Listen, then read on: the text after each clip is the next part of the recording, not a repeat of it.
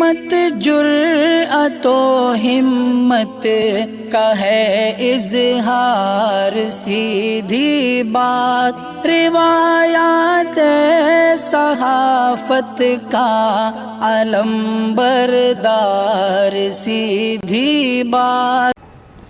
नाज़रीन गिरामी अस्सलामु अलैकुम वरहमतुल्लाहि वबरकातुहू। सीधी बात के ताज़ा तरीन प्राइम टाइम में आप लोगों का इस्तकबाल है। नाज़रीन गिरामी, मैं अंसार अज़ीज़ नदवी इस वक्त आप लोगों के सामने कुछ अहम तरीन ख़बरें, कुछ वायरल वीडियोस और कुछ तनकीदी तज्ज़िये लेकर के हाजिर हुआ हूँ। मध्य प्रदेश में किस तरह एक मुस्लिम शख्स के साथ हिंदू लड़की शादी करने की वजह से उसके घर और उसका दुकानात वगैरह मिस्मार कर दिए गए, कितनी जालिम इंतज़ामिया है।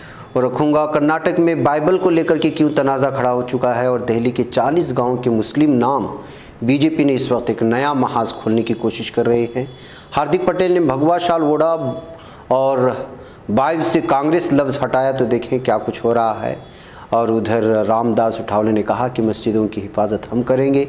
वहीं पर व्हाट्सएप इस्तेमाल करने के लिए अब देने पड़ सकते हैं पैसे। और भी बहुत सारी ख़बरें हैं नाज़रीन गिरामी, जिसमें 5 मिनट में 11 वार हुए। एक चचा ने पैर और दूसरे ने पकड़े हाथ, तीसरे ने रेत दी साजिद की गर्दन।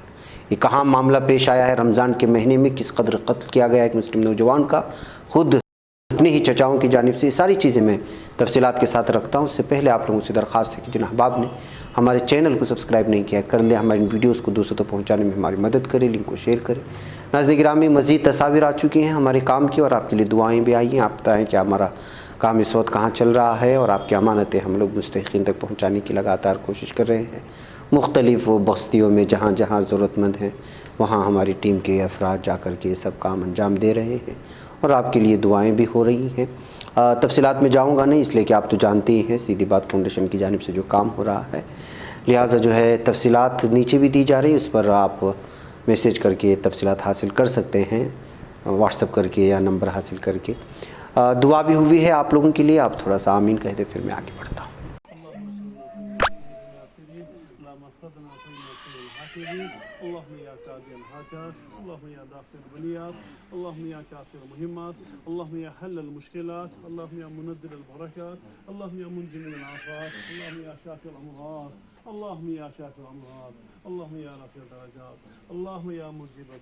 या अल्लाह इस मेहनत को कबूल फरमा, या अल्लाह इस मेहनत को बहुत कबूल फरमा।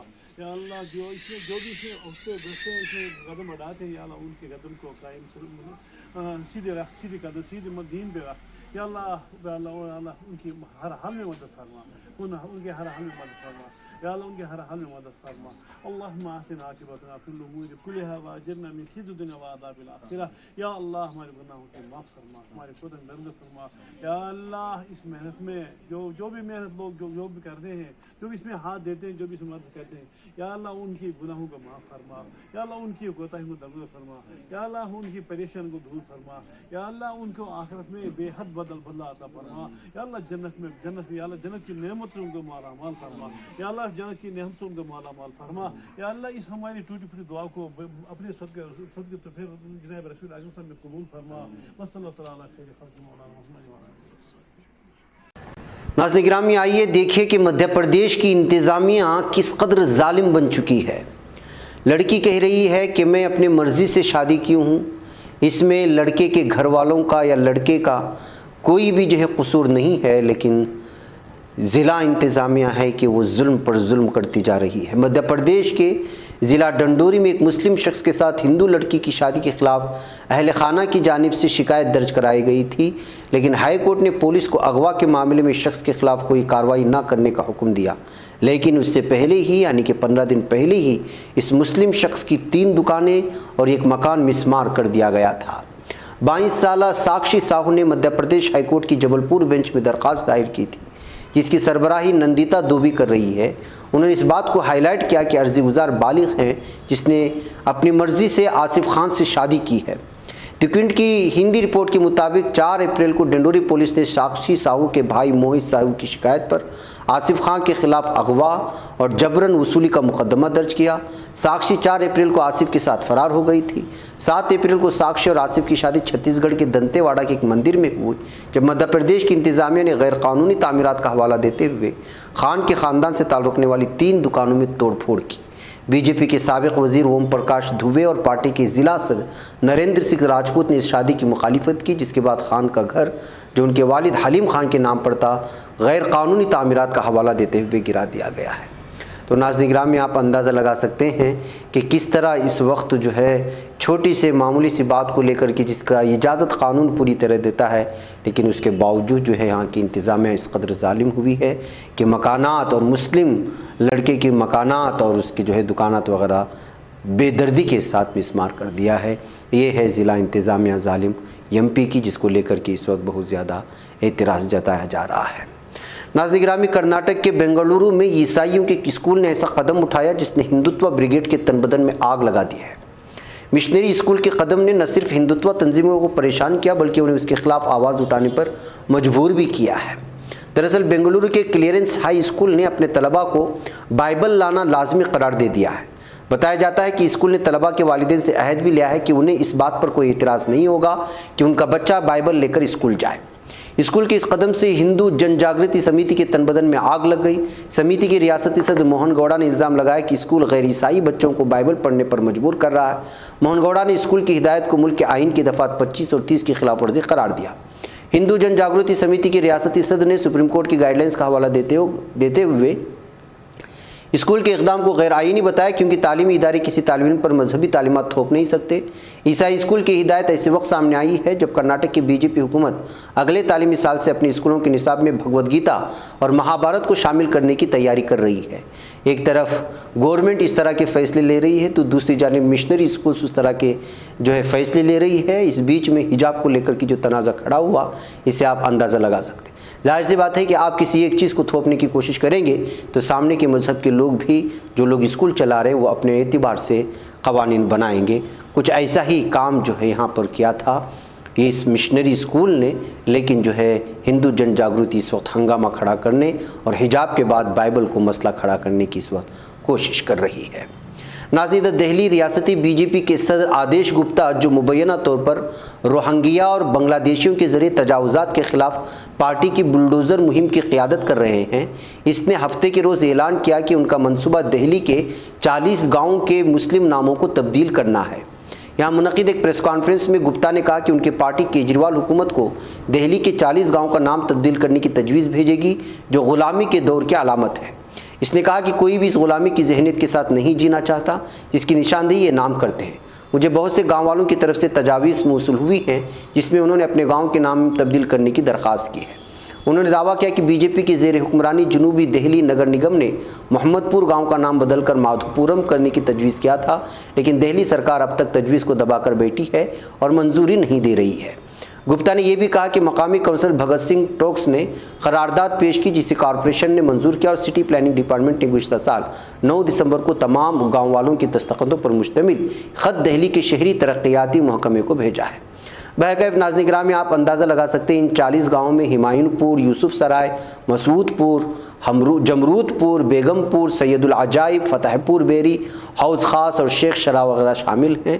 अब इनके भी नाम बदलने की बीजेपी जो है इस वक्त पूरी तरह कोशिश कर रही है और साजिश रच रही है। तरक्यात तो कुछ कर नहीं रही, अलबत्ता नाम बदल करके अपना कॉलर ऊँचा करने की कोशिश कर रही है ये बीजेपी हुकूमत, और जो है आम आदमी पार्टी के कंधे पर पिस्तौल रखने की तैयारी भी हो चुकी है।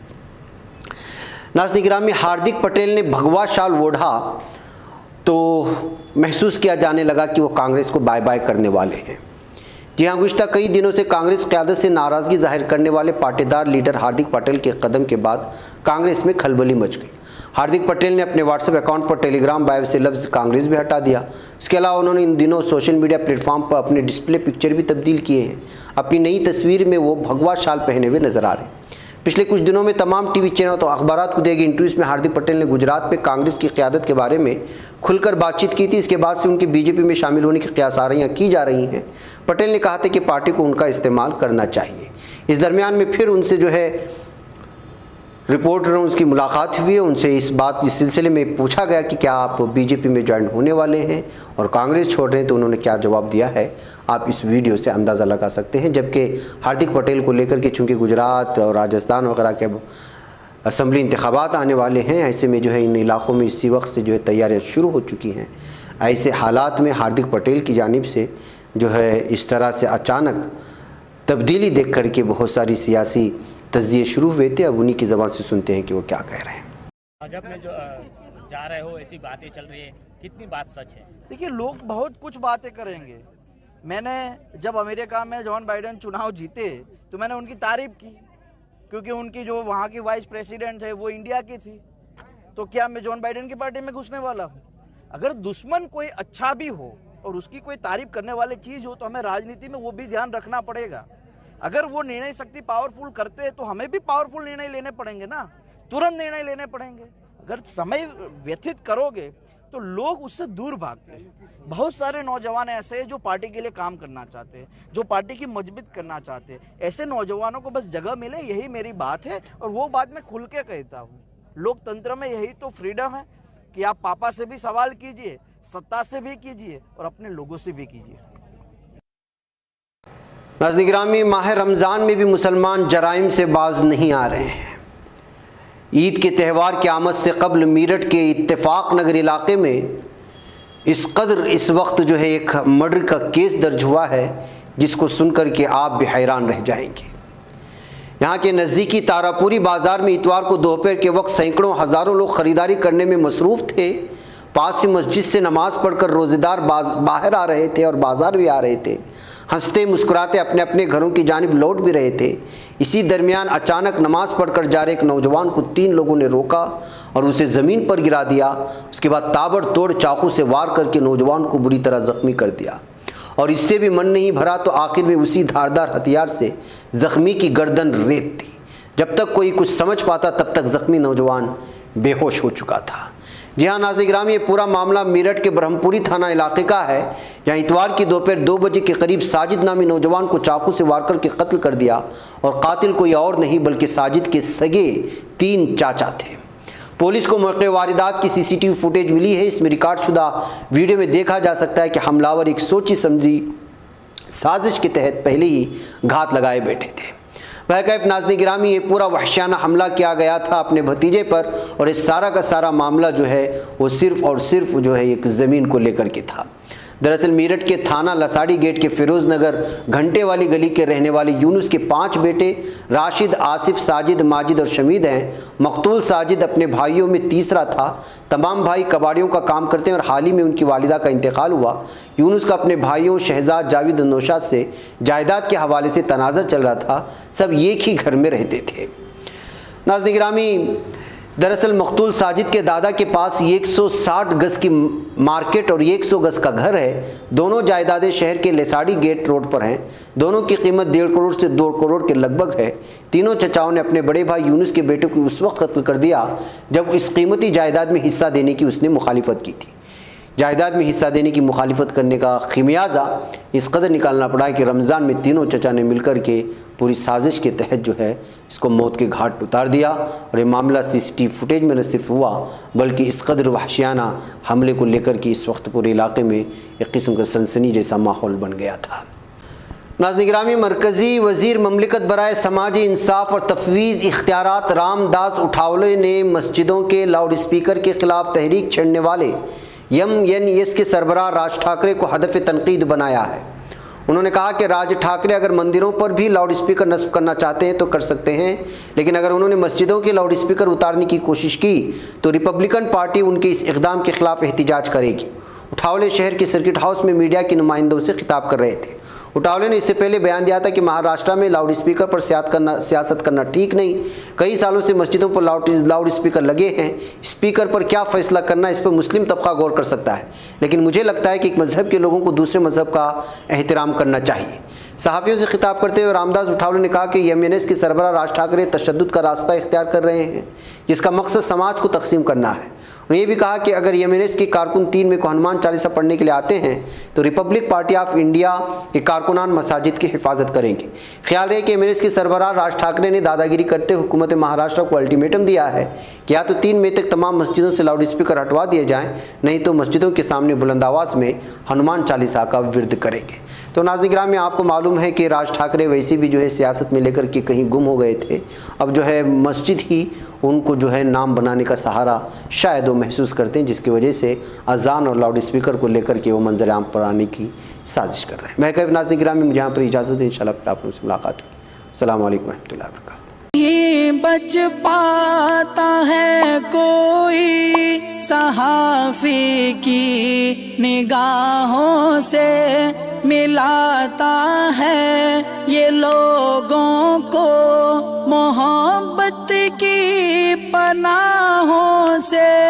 करम और दर्द मंदी का है एक संसार, सीधी बात अज़ीमत जुर्अतो हिम्मत का है इज़हार, सीधी बात अज़ीमत जुर्अतो हिम्मत का है इज़हार, सीधी बात। ये चैनल हक निगर बनकर कुचल देता है फितनों को।